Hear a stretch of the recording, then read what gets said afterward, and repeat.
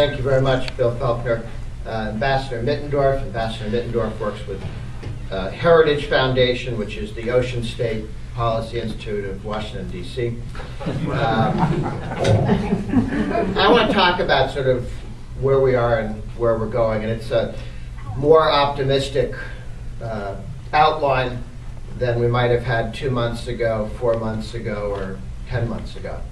But in the United States, because of our election laws, there are two parties that matter. And now the country divides into two because there are only two directions to go. You can go towards more government control and less individual autonomy, or towards more individual liberty and less government control. But 100 years ago, the two parties, Republicans and Democrats, basically if somebody told you they were Republican, all you knew about them was that they were born north of the Mason-Dixon line. You didn't know anything about their policies on taxes or spending or anything else. During the lifetime of Ronald Reagan, the two parties have largely sorted themselves out to where the center-right, Republicans, conservatives, are basically staked out a position. If we were to put us around a table, or if you were to go to the center-right meeting in Rhode Island, or there are now 45 state capital center-right meetings around the country, the Wednesday meeting, or any Republican Party gathering, people around a table, why are they there?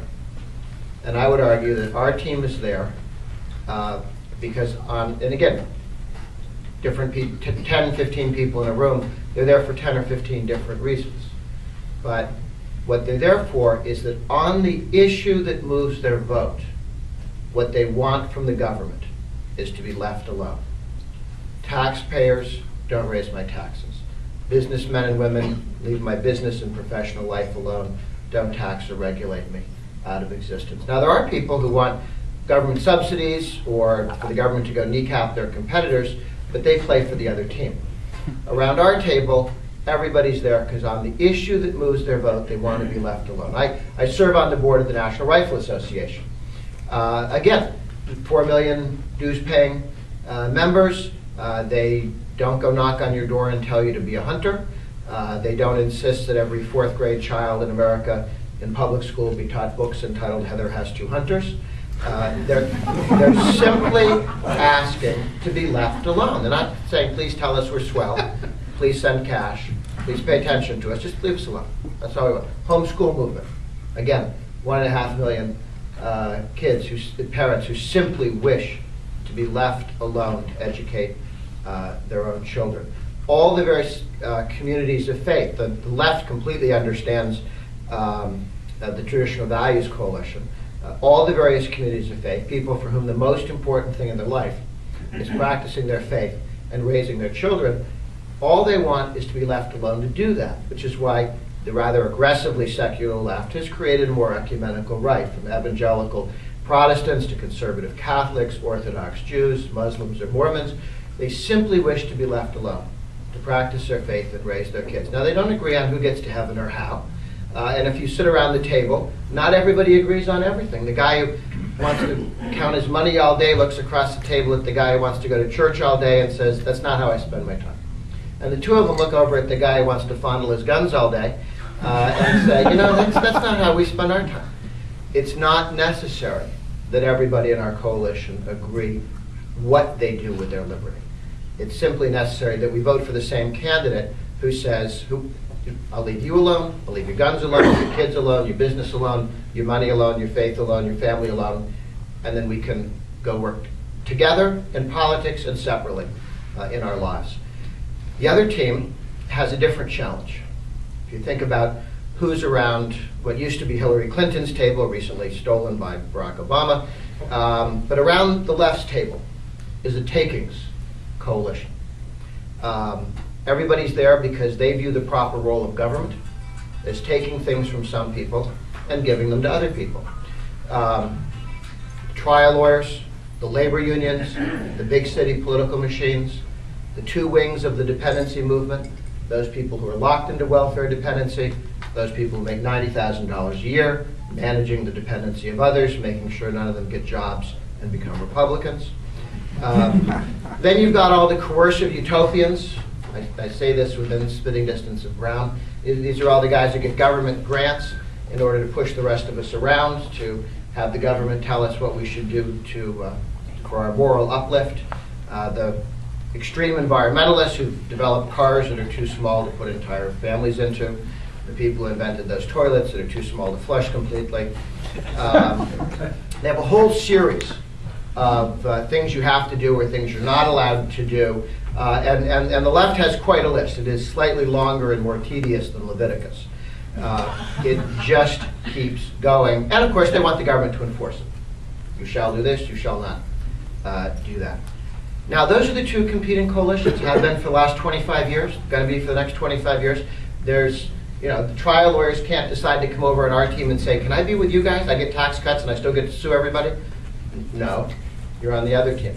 And the guys on our team can't walk over to the left and say, can I be with you guys and push other people around but get left alone myself? And the answer is no. So we have pretty stable coalitions in American politics. Now, around the left's table, they can work together as long as we're foolish enough to keep throwing money into the center of the table. If we keep raising taxes and throw it in the center table, then everybody around the left's table can get along the way they do in those movies after the bank robbery. One for you, one for you, one for you, one for you. And they can work together. However, if we do our job properly, if we say no to taxes and mean it, and stop raising taxes and stop throwing cash into the center of the table, and the amount of money in the center of the table for sharing among the left reduces, then our friends around the left's table, the Takings Coalition, begin to look at each other a little bit more like the second to the last scene in those lifeboat movies. They're trying to decide who they're going to eat or who they're going to throw overboard. Because the left is not made up of friends and allies. The left is made up of competing parasites. And if we don't let them gnaw on taxpayers, they'll cheerfully gnaw on the guy sitting next to them. Now, that's why step one in politics is never letting the other team raise taxes. Americans for Tax Reform asks all candidates for office, federal, state, local, to sign a public pledge that they'll oppose any and all tax increases. We have 95% of all the Republicans in the Congress and the Senate who've taken the pledge. And the pledge has had some good effects. We have all in this room lived through a very ahistoric period in American history.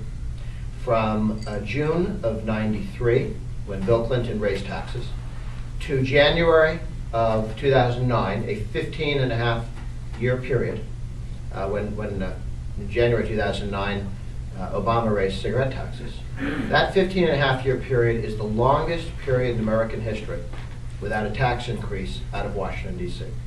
You go back to George Washington and Jefferson, we've never had 15 straight years without some guy in Washington raising our taxes. So we've had some progress on drawing a line in the sand and saying no to tax increasing. We have actually, at the national level, branded the Republican Party as the party that will not raise your taxes. There may be other foolish things they'll do, but they will not raise your taxes. And as a result, we've had some very good, successful years that might not have been successful election years. Branding is very important. In those states where the Republican Party has drawn a line in the sand and says we're never raising taxes, the Republican Party has flourished. In those states where the Republican Party has said this is a debatable proposition, it's done less well.